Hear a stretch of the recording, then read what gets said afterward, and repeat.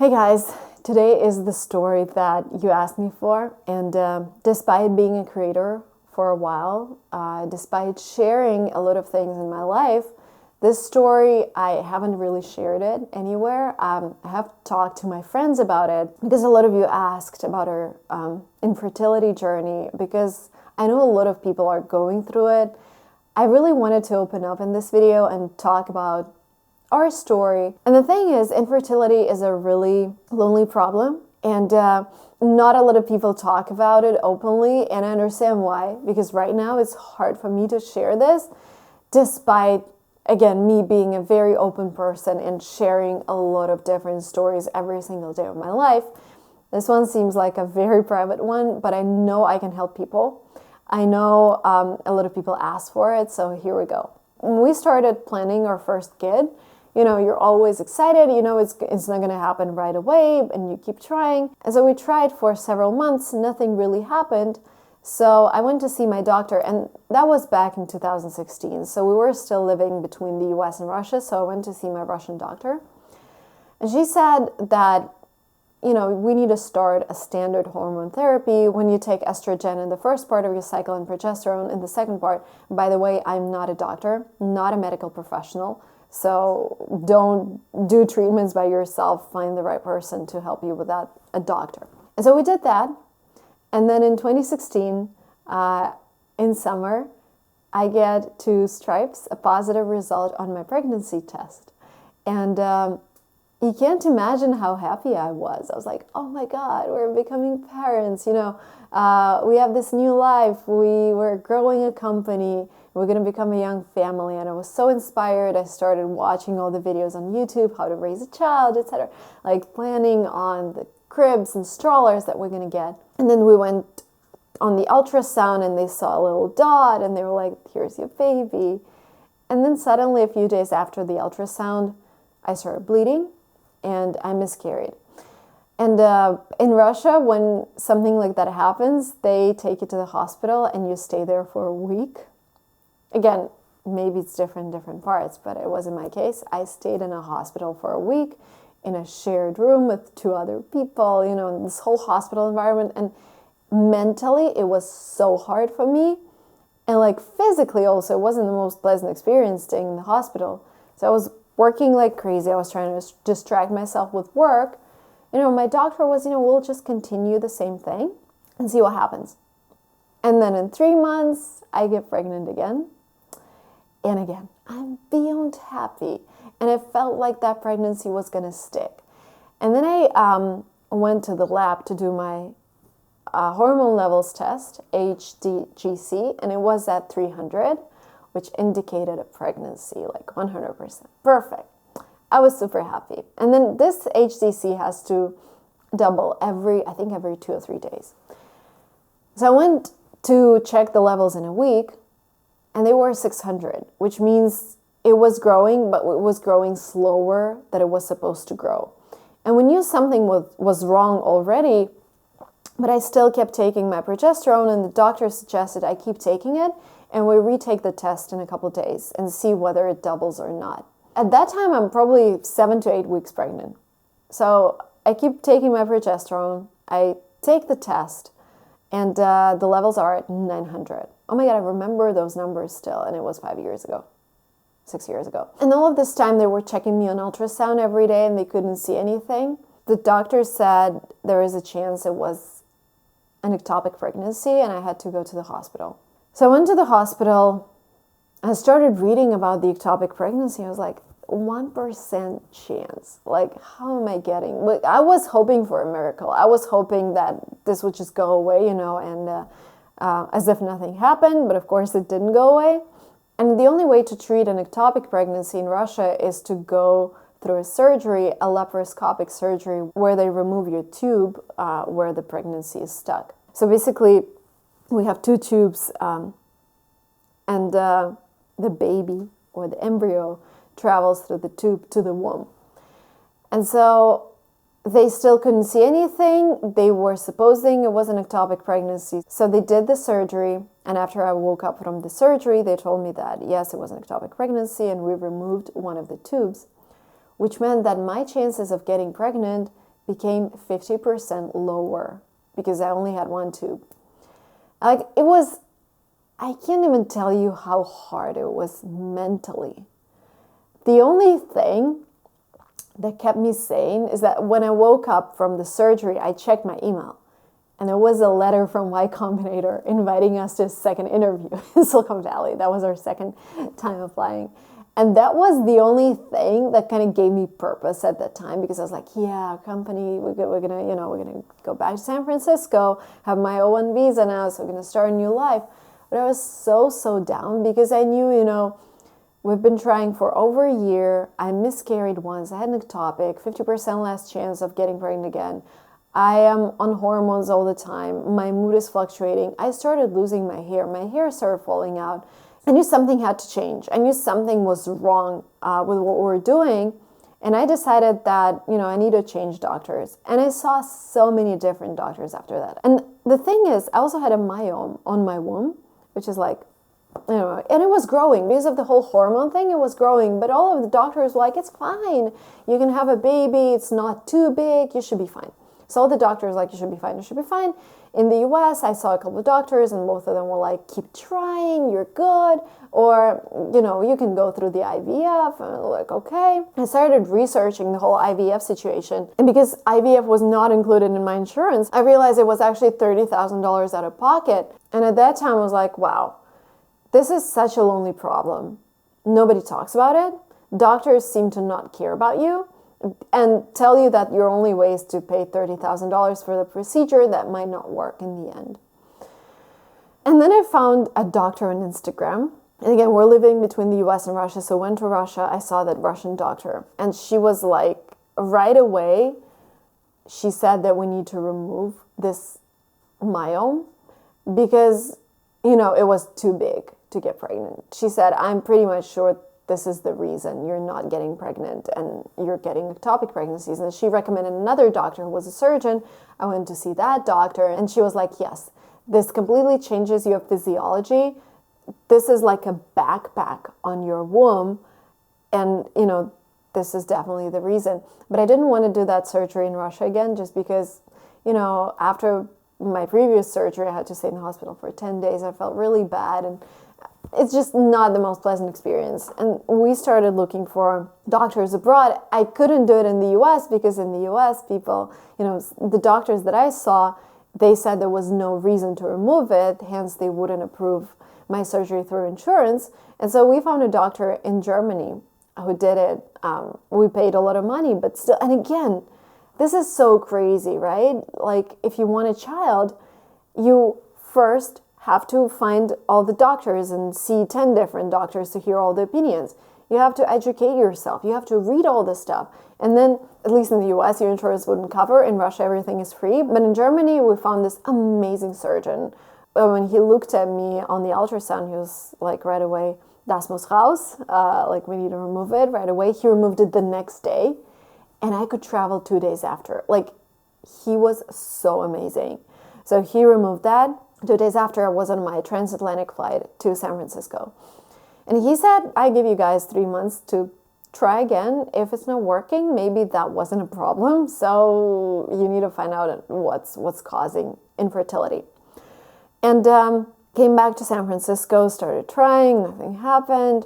So I actually switched. I got us a new insurance. I did all my research.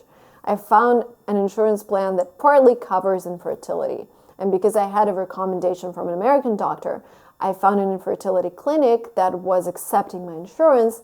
And they said my out-of-pocket would be around $6,000 to $7,000, which was a lot more doable than $30,000. And I was still like, this is crazy. You want a kid. You have medical issues. And, it's all, you just have to pay for everything. Anyways, I found this amazing doctor in San Francisco. He said, yeah, let's start your treatment. He ordered all of the syringes for me. He did all the tests. He gave me pills that I was supposed to start with my next period. And then I started feeling really weird. I was really lazy. I started eating food that I wouldn't really eat a lot, like smoked salmon or kimchi. And my mood was like up and down, up and down. And I decided to take a test.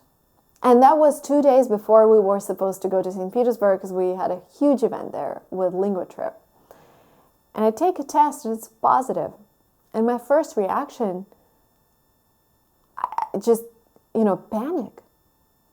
Because I need to fly transatlantic. What if it's an ectopic again? Like, where do I go again for the treatment? Would they remove a second tube? Because my thoughts were like, is it going to end up in a miscarriage or in an ectopic pregnancy? Because this was all I knew about being pregnant.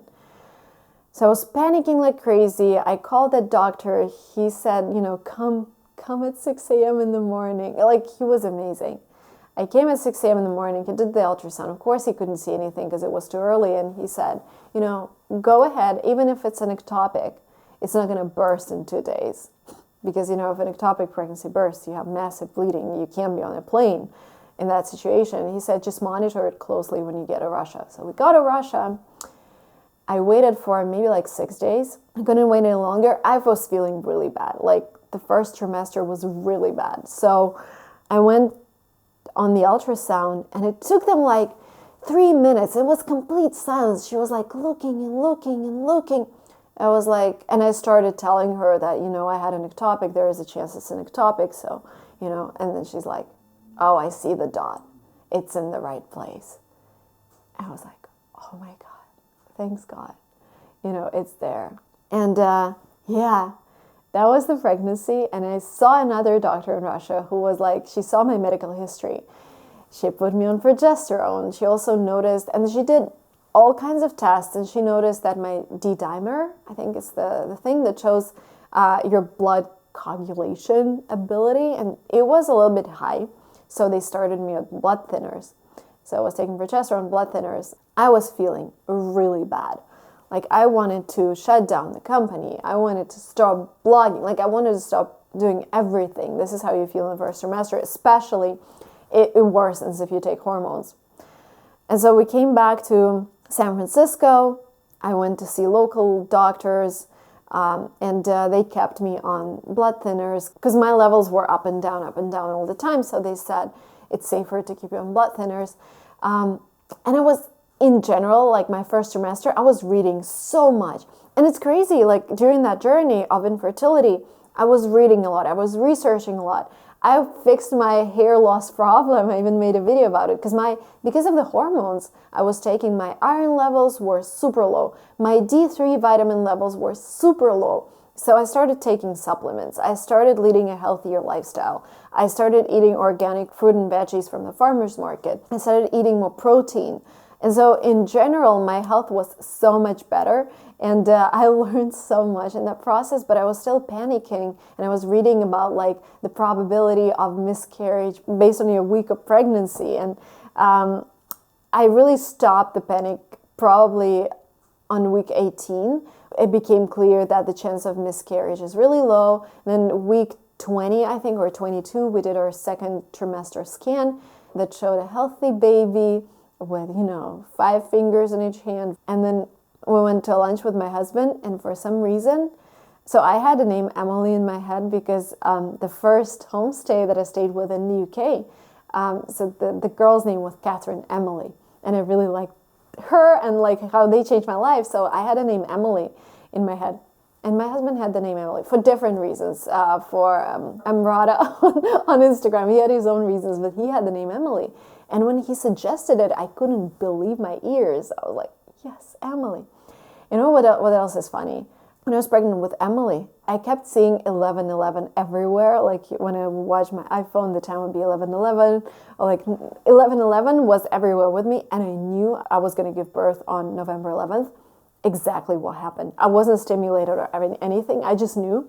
With Lily, that didn't happen. With Lily, I didn't know the exact day. So when I started seeing 11:11 and getting this assurance from, I don't even know what to call it. I just knew everything was going to be fine. And then in the third trimester, they also saw that Emily was a little bit small. So they started monitoring me closer, which I wish they did in the first trimester because I was panicking all the time. I wanted an ultrasound every single day, and you can't do it in the US. But anyways, they were really careful about her in the third trimester. It turned out she's just a smaller baby in general. And then I had a beautiful natural birth.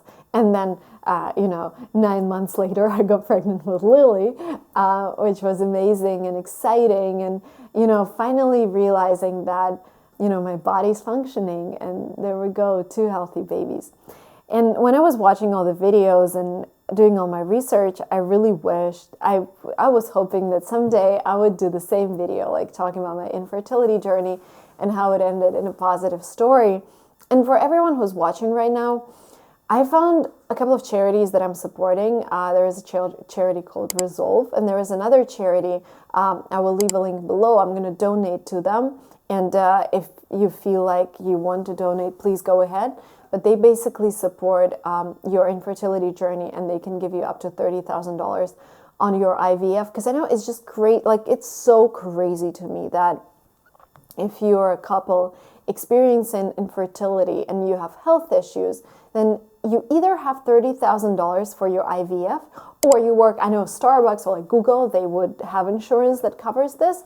But if you don't have that job and if you don't have the money, you're not going to get a kid. Like, how crazy this is.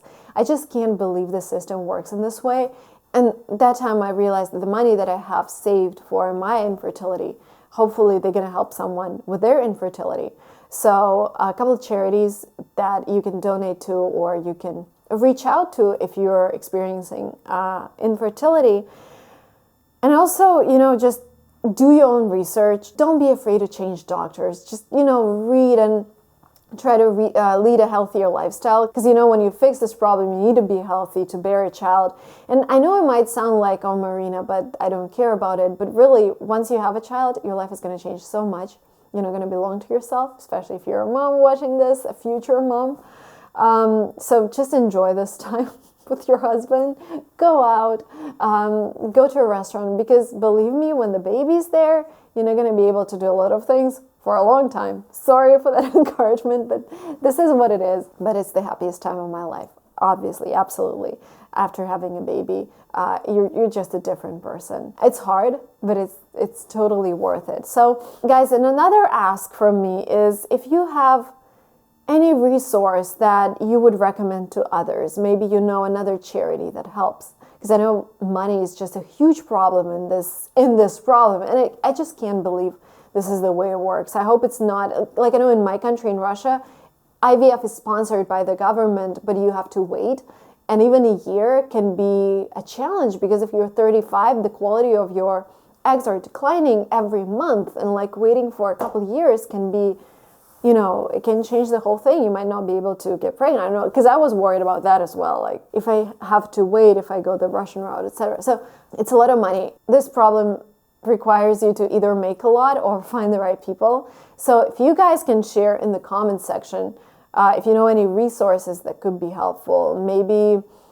doctors who are doing free consultations, maybe insurance plans. Mine was United Health something. I don't even remember, but they had infertility coverage. Maybe a company that helps you navigate this. So please, let's make this comment section a useful resource for everyone who's experiencing infertility. And my wish to everyone is that in a few months you'll be able to tell the same story. I went through infertility, but now I'm pregnant, or I just had a baby.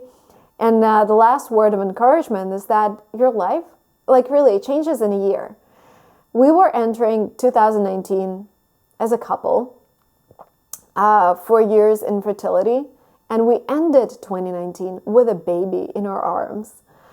Isn't that amazing? Like, in a year, you're completely different. So make a wish. I remember making a wish every year to become a mom, and I remember making a wish on the New Year's Eve of 2018,